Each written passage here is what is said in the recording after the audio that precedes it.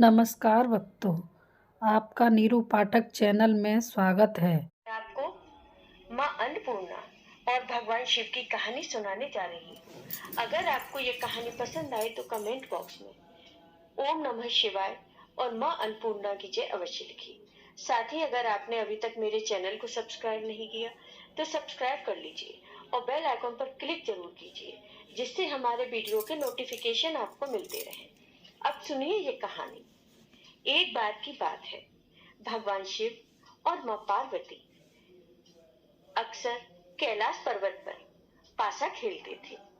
एक दिन भगवान शिव और माँ पार्वती के बीच प्रकृति के महत्व और पुरुष की श्रेष्ठता को लेकर बहस हो गई, क्योंकि भगवान शिव पुरुष की श्रेष्ठता पर जोर दे रहे थे। भगवान शिव ने माँ पार्वती से कहा कि संसार एक भ्रम है, प्रकृति एक भ्रम है, सभी कुछ एक मृग तृष्णा है।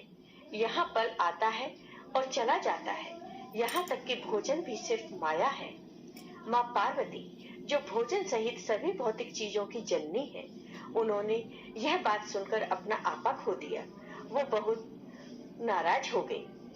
तभी माँ पार्वती गुस्से से बोली, अगर मैं सिर्फ एक भ्रम हूँ तो देखते हैं आप और बाकी दुनिया मेरे बिना कैसे रहते हैं। ऐसा कहकर माँ पार्वती दुनिया से गायब हो गई।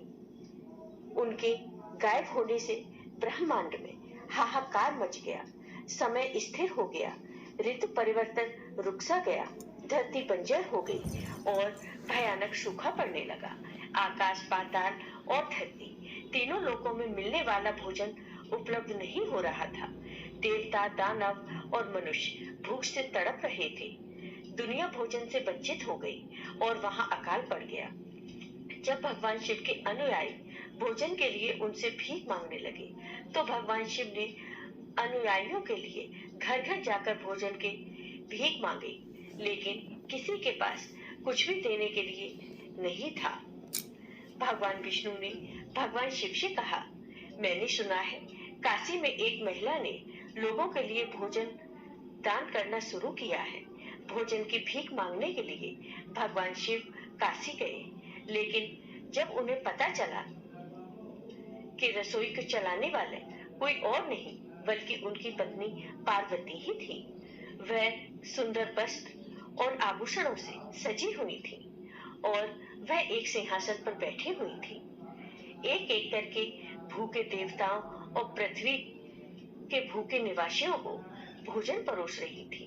उन्होंने अपने पुत्र कार्तिकेय और गणेश को भी भोजन कराया।